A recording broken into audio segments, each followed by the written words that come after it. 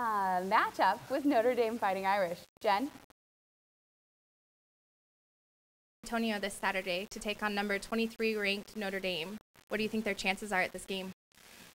Wow, it's going to be a very tough game, but it's on NBC, so maybe the Cougars will step up to the national stage and surprise some people. College football is meant for upsets. Stanford beat USC a couple years ago, and this will be just as big of an upset, if not bigger. So I don't think we'll win, but I think it'll surprise some people and play well. Pretty slim. They're a good team, Notre Dame. They've come back from a few okay years, but the fact that it's in Texas, and I don't think there's too many Cougs in Texas, so I don't know. I think it's going to be more of an away game for us than it will be for them.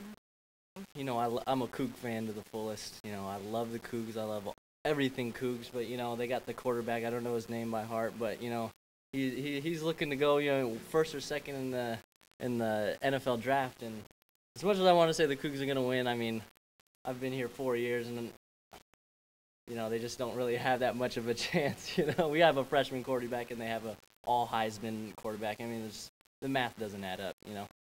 I love the Cougs, though. Well, I'm a Cougar, so I hope we win, but realistically, not very good.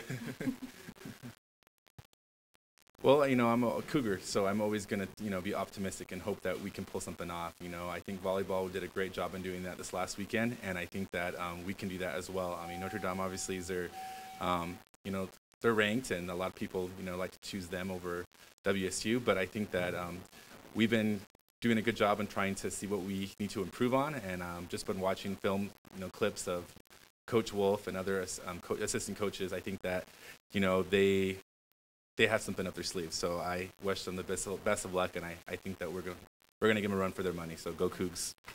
Notre Dame. I think they're gonna win. Go Cougs. All right, last week the Cougs took on two teams from the Bay Area. Friday, the Cougs attempted to slay number 1 ranked Stanford at home. It was a 0-0 game until the 54th minute when the Cougs struck first on Kirsten Dahlstrom as she hit across to Elise Van Leer, who snuck it past the Stanford keeper to the near post. Cougs had multiple chances to score throughout this game, but it would be the Christian Press story for Stanford the rest of the way, who in the 86th minute would score to send the match into overtime. In overtime, Stanford would close out the game with a goal from Kelly O'Hare from 4 yards out.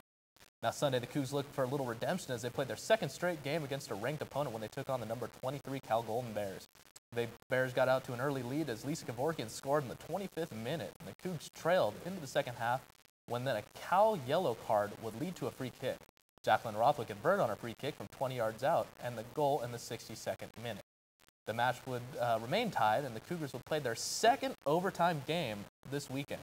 Early in overtime, the Cougs were awarded a penalty kick when Carly DeBratz was taken down in the penalty box. Kirsten Dahlstrom awarded her attempt and the first penalty kick of her career, and guess what happened? WSU converts for the 2-1 victory. Now their next games are both going to be in Oregon as they face Oregon State on Friday and the Ducks of Oregon on Sunday. Now we're going to head over to Boulder Gym, where our Jill winners caught up with volleyball coach, Andrew Palaleo. Winners, and I'm here with women's head volleyball coach Andrew Palaleo.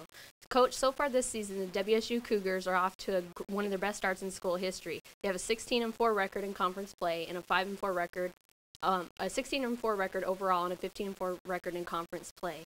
What has led to this great start that the team has so far? Well, you know, I think it was just a culmination of how we finished last year, winning 3 out of 4 in conference play. And that really got them motivated to start out the spring season, work really hard there, and then really committed themselves over the summer for 9 weeks, being here, working with each other, and just learning the system. And then this year, with the leadership of 4 seniors, with a setter that's confident, with the players being confident in the system, I think that's really gotten us where we are today, which is, playing together as a team, good team chemistry, and just really understanding what we want to do. So last Friday, they took on then number 4 ranked University of Washington here on the Cougars floor. Anytime the Cougars and the Huskies go up against each other, usually that draws a pretty big crowd. You guys actually drew one of the largest crowd in volleyball history since 1997 with over 2,700 fans. What was that atmosphere like? Well, it was an awesome atmosphere. We've had as many as 1,500 since I've been here, and that atmosphere is pretty impressive. But anytime you can have UW in and then also play well against UW and beat them, you know, that makes for even more electrifying atmosphere. And the crowd did a good job. You know, they caused some of those UW errors, you know, especially on the serving side. And the guys and the students in the student section did a great job cheering all match long. And so I think we thrive on that. You know, we gain energy from the crowd. And so that really pushed us along, especially after we lost that first set. So coming into the match against the University of Washington, the Cougars had actually lost 12 of their last 12 straight matches. Did that come after you guys lost that first set? Was any of that sinking into your mind? Well, you know, I thought that we played well in the first set. We just didn't do a couple things well from the standpoint of defensively. And I told the team that if we can just pass the ball and continue to dig the ball and a little bit more consistently, I think we'll be fine offensively. And I think that's what we did.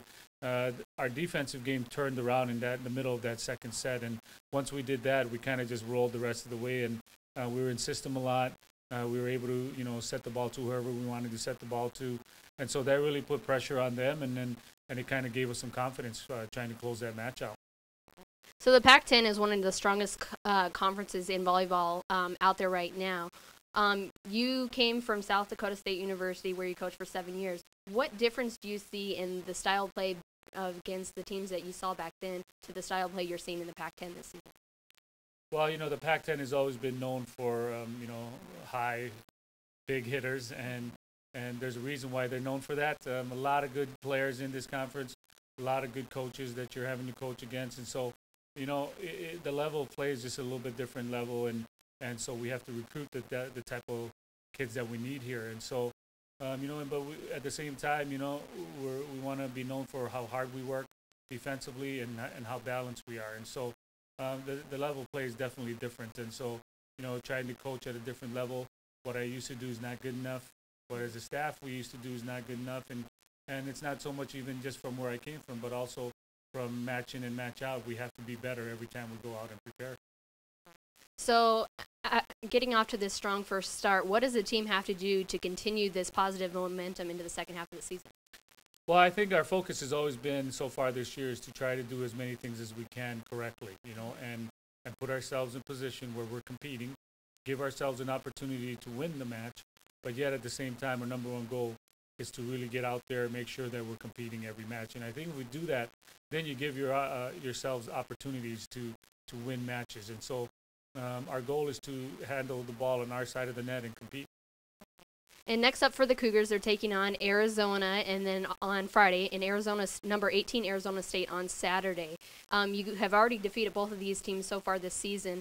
Do you come in with the same game plan, or are you going to change it up a little bit? Well, you always kind of mix it up a little bit more, you know, because it depends. You know, we played them earlier in the season, so we have footage of what they're doing now and what we've done since we played them last. And so there are different things that you try to make small adjustments on, but not too much because you're still trying to hone in and get better at what you're doing. And so, but there will be a few wrinkles in there. So have you set any goals for the second half of the season?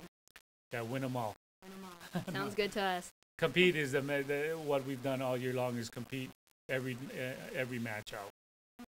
All right. Well, thank you very much for joining us on Inside the Lines. Best of luck on the rest of the season. And do you have any expectations? Do you think we might make it actually to the NCAA tournament this season? Well, you know, we're in a pretty good position. We put ourselves in good position here after the first round, and so we got to continue to go out, play with a lot of energy, play with a lot of focus, and execute. And I think if we continue to handle the ball on our side of the net, I think there's a good shot at that. But if we just focus